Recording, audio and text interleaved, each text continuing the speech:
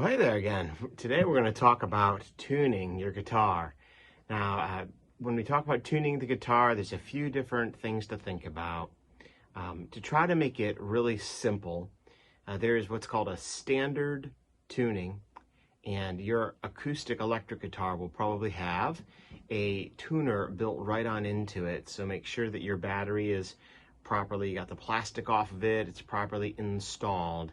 And although this is my guitar, it might look a little bit different from yours. On the side, there's a place for the, it'll say tuner, and if you hold that in, eventually you'll see that a tuner will come up, and you can see as it makes different sounds on it that different letters will show up corresponding to tuning. So the tuning notes for the guitar are measured out from the low string, and then they go all the way over to the high string. So the low string is E, and then A, D, G, B, and E. And if you watch on your tuner, when you're tuning, it'll have a little arrow pointing one way or another to tell you whether or not you're in tune, or perhaps your tuner may have a color, some color to indicate when it's just right in the middle.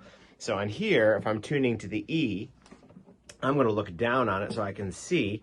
And when I play that low E, it's telling me that E is a little bit sharp. If you can see, the little arrow is pointing ahead, and that indicates that I need to bring it down. Now, what I like to do when I tune is you'll just take your finger here on the tuning peg, I pluck my note, and then I go down a little bit. So now I know that I'm flat from where I need to be. And now when I look at it, boy, it doesn't even say E, it says D sharp. So I need to come back up. Now it's saying E flat.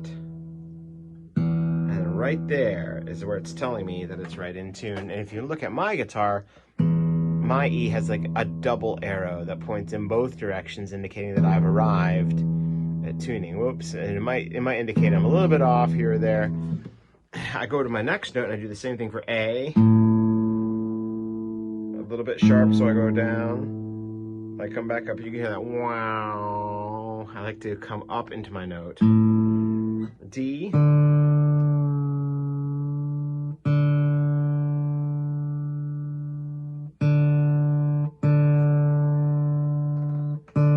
Okay, and it looks like my tuner just ran out of power. What that means is that I need to replace my 9-volt battery. Now, this might happen to you, and so it's great that this happened in the middle of me trying to give you this lesson. You can see that what's happening here now is I don't get any signal whatsoever. And what that means is that my battery has gone bad. And so if this happens to you, you'll have to remove your battery from here, and you'll have to get yourself a new battery. So what I'm going to do instead of doing that is I'm going to finish tuning this in one of the other ways. So this is to teach you now another way to tune your instrument. So you'll have to probably rewind and watch this a few times to really get the feel of it. The first is a tuning where you match the note on a low string to meet the note on the higher string right next door. So the low string is E. If I press down on the 5th marker dot, and here I have a little picture of a bird on my guitar, but your 2nd dot up the neck of the 5th fret, that note should be the exact same as that note. And then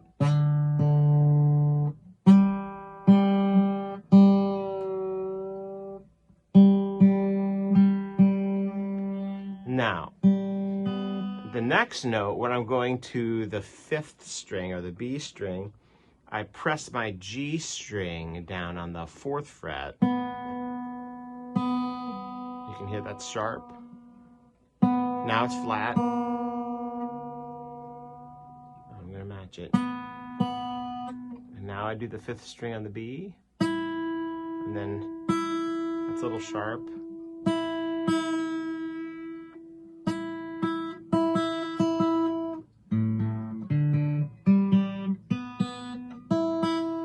Now what you'll find when you do this is that your ear is tolerant of certain out of tuneness, and so you don't get it perfect. That's why it's nice to have a digital tuner. Now, what you also have as a backup is going to be here a, let me find it, where did I put it? Yeah, a digital tuner. I showed this to you from your introduction lesson. This is a clip-on tuner. It does the same thing as your built-in tuner, only this you can move from instrument to instrument. And all that you have to do with this is just, it's like a little clip. You gently clip it right here to the top of your guitar. You see how I'm doing that? And it has a little screen here that's going to face me. Now, what you do is you just press this button, and you'll see that a little line will come on. And then, as you play a note, if it's in tune, it'll tell you what that note is. Here it says E, and you see that if it's landing right on the G and the green, it means that it's in tune. Or the A, it's telling me that maybe I'm hinting just a little bit sharp, but it's not too bad. There's D, and now G. So I play that B. I'm gonna come back down. Now, I tighten it up. If you can see on there, it will tell you if I'm sharp or flat. So if it's in the red on the left-hand side as you look at it, it's flat. And if you're going, whoa, up into that greenish yellow, then you're too sharp.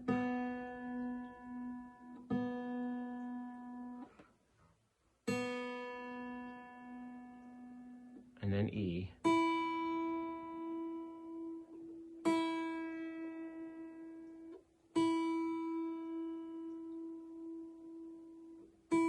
There we go. Now, what I do is I like to just hold my guitar like I'm normally playing it, and then you can just adjust this to face you. So I just turn it so that it faces me, and it's very easy for me to find those notes and to get them right.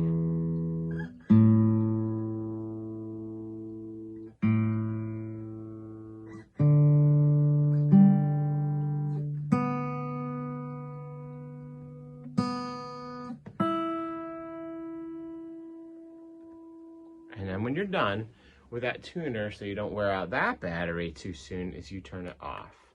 Now, this battery will probably last much longer than your 9-volt battery, and just in case it doesn't, you'll have an extra battery as well on hand that'll help you a lot. Okay, so we've done one method of tuning, actually several different methods there. The built-in digital tuner on your guitar, the clip-on digital tuner, and then the 5th fret on the low E to the open A, 5th fret on the low A to the open D, 5th fret on the D to the open G, 4th fret on the G to the open B, 5th fret on the B to the open E. Now there's another way that you can do this, and this is much more complex, and it builds your hearing better.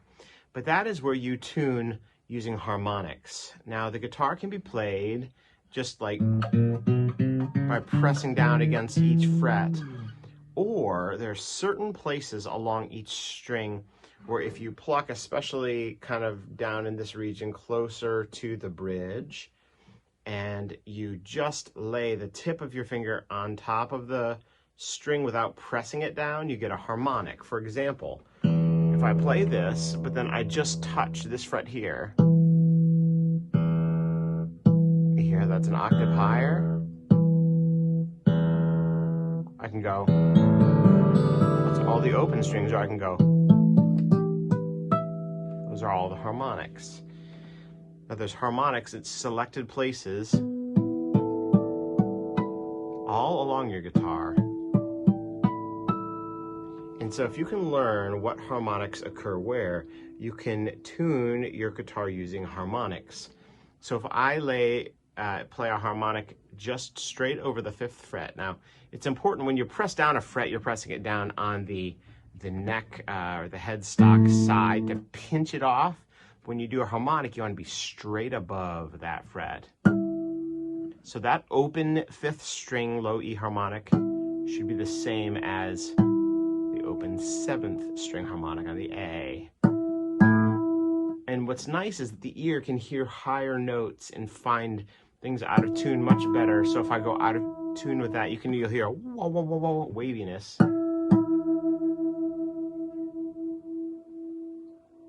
It's like whoa, whoa, whoa, whoa, whoa, whoa, whoa, whoa, whoa, whoa, whoa, whoa, and it'll tune up.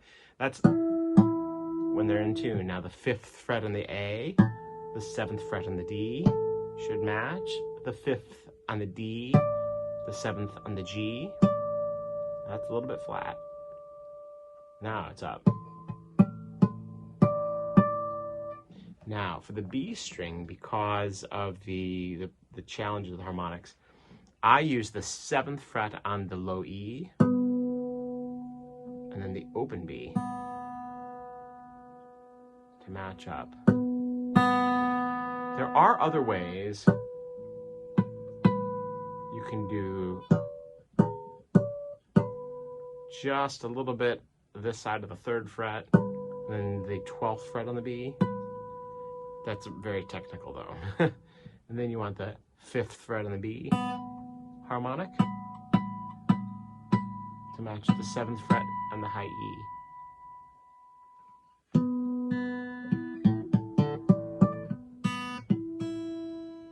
So that's a way to tune your guitar with harmonics. Now, you may need to look that up on our website and see better pictures, but I wanted to at least introduce you to that idea. There's one more way to match your guitar notes if you have a keyboard. And so I'm going to switch over right now and let you have a look at what notes on the keyboard correspond to the guitar and just say a few things about that. So watch as this happens.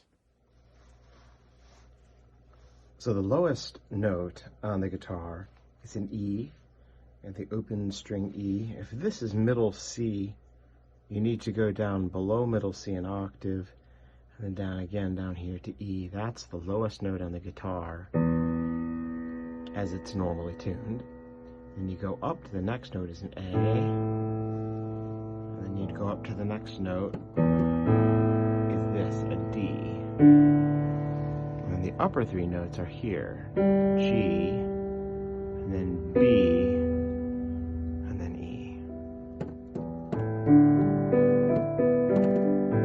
And it doesn't really make a chord or anything that you can really have a really nice sound with, but it's important that you remember these. You'll notice that these intervals here are all uniform. They're all ascending up in a same distance pattern, but then this one is closer, and then this returns to the original. So we have adjusted these top 2 notes down from that order of fourths, that interval. And that makes tuning interesting when we look at it on the guitar, but those are the notes. Now if you think about where a person sings, you know, an upper voice, like a gal would sing, you know, maybe if she's can go down as low as G, and maybe a super high voice could get way up high, and opera singers can live up above there, but usually in that area. So if you think about the guitar, even when you play that guitar in its uppermost range, it's kind of covering that area where a person sings. And a guy's voice might go from here to here, and that just, again, covers that same region, that area. So the guitar and the voice, they sing in the same region. Okay, now that your guitar is in tune, you're able now to play along with other musical instruments, and you're able to play along with the radio or your CDs or MP3s or whatever, your phone, whatever you're playing music through. Being in tune this way is being in tune to a standard. That A that we tune to is called the A440, 440 hertz. Is the A above middle C. That note is what orchestras tune to, generally speaking. So the A440 is really, really important note. And so all of the tunings that we're getting are based on that frequency.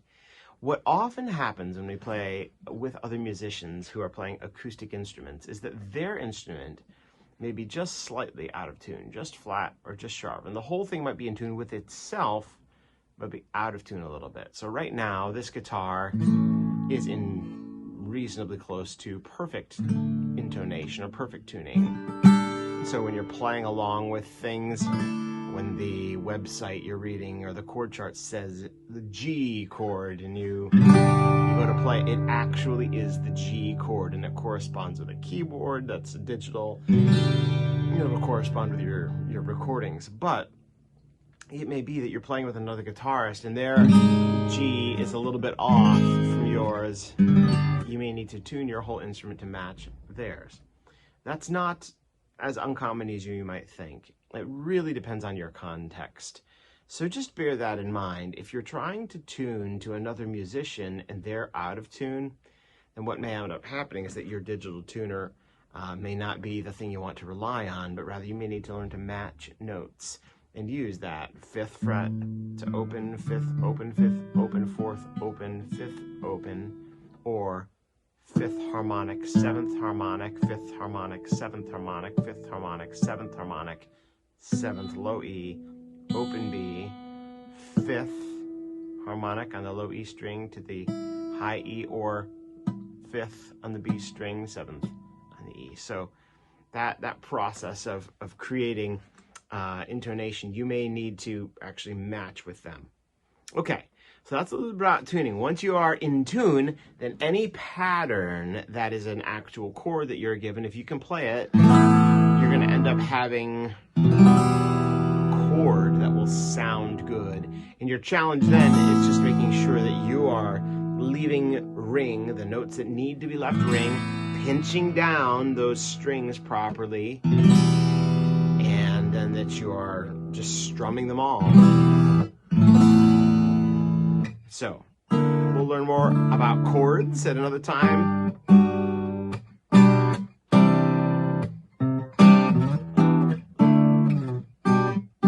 learn all these fun chords and positions. We'll learn a lot about what has to now happen with these fingers, how you train them. And I would just, again, encourage you, as you're playing your musical instruments, you're going to find that some things you have to go through a little bit of discomfort. You might have to go through some pain in your fingers as you're learning how to press down on each one of these positions. So you got to be patient with yourself as you go through that. We'll talk about some tricks to help build up calluses in those string fingers. And with this one, you'll learn that there's ways to play the guitar with just your fingers that are a lot of fun. We'll also learn, as we looked at in our first lesson, just how to use a pick. And so that's your tuning. I hope that you found this interesting and that you'll be able to use this as a reference. All right, and we'll see you in the next one.